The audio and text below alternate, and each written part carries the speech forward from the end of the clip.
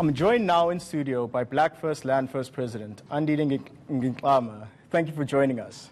Now, we had an exchange, a brief exchange on Facebook yesterday, and it was based off my book that's being published in stores now, and it's about this idea of what was the role of BLF within the student protests that rocked the country. Now, I understand Black First, Land First traditionally has been quite confrontational, and I can understand the various reasons for it. But with confrontation comes certain circumstances that might lead to certain outcomes. And my first question to you is, in a situation where you're looking for confrontation, and I'm assuming to disrupt power relations in a space, is there some form of choice that someone has to make before they engage in violence? Or does their violence come out of the set of circumstances in that space at that moment? And is there space for individual responsibility there?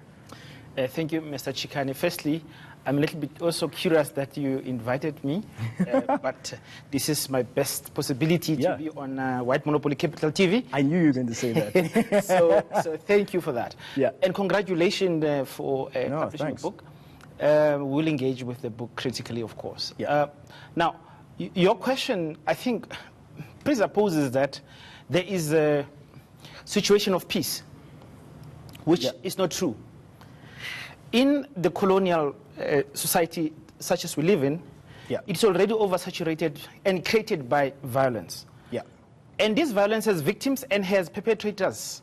And these perpetrators are also beneficiaries. White people have created these conditions we find ourselves in through violence. You spoke about the disaggregation, if you like, of politics and economics. Yeah. For black people in South Africa, a proper characterization should be, we have no political freedom. It's impossible to have political freedom without economic freedom.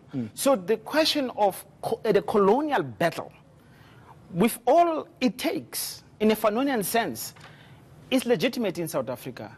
But let's also be careful, because often that question, when it's posed, it puts the responsibility of violence on the oppressed. Yeah. We are not violent. We are not violent. We are ending violence. So can I ask you a question?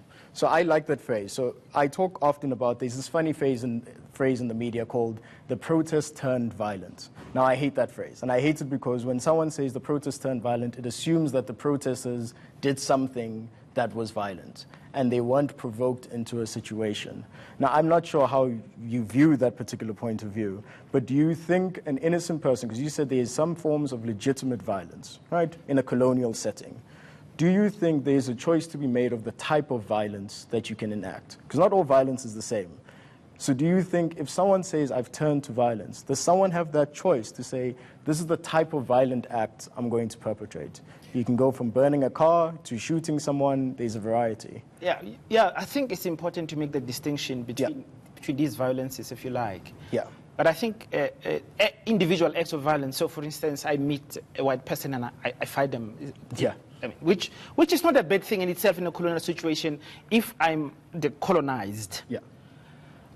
Then let's talk about the institutionalized form of violence. And I think I want us to go back there because when I talk about violence, as South Africa is a violent society, and this violence is created by white system which benefit white people, and it has individual consequences for black people.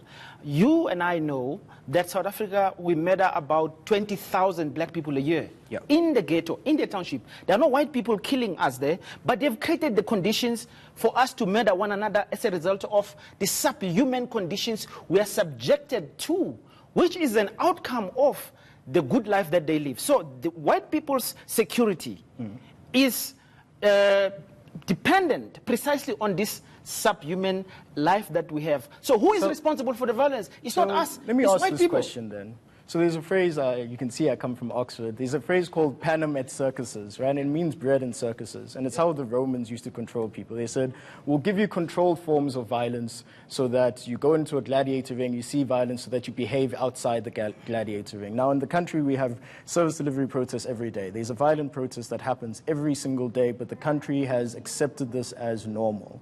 Do you think, because I don't know if it's just a white thing, do you think the political elites and the general elite of this country have said there's a generally accepted amount of protest action that we will tolerate in this country? Or do you think protest action in this country is a true reflection of defiance from the working class, in particular black people? Or do you think it's just a game that the politicians are playing with us? I think that there's no violence, except perhaps you worry about the violence against certain properties. I don't recall whether it's student protests or is our people, when you call service delivery protests, are people killing anyone, for instance? Yeah. So South African, protest from this point of view is very peaceful. In fact, it's shocking that it's so peaceful. Yeah. And politicians, I think, and community leaders have become the controllers of rage of black people. Black people should be much more angry than what we are. And you know, the shocking thing is none of those protests, if you look at them, starts from people are just going to be on the streets. They write letters, they write memorandum, and nobody listens, and then this thing builds up. And then it's a consequence of people, out of frustration.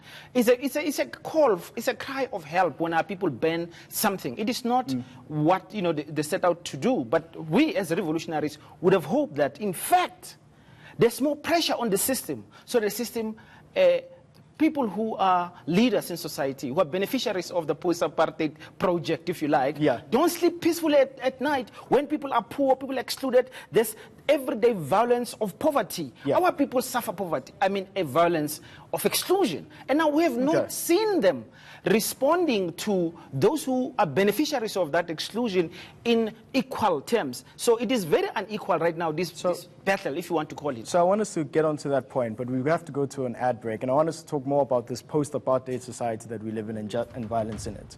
We continue the conversation after this break. Remember to use the hashtag LHIO on social media.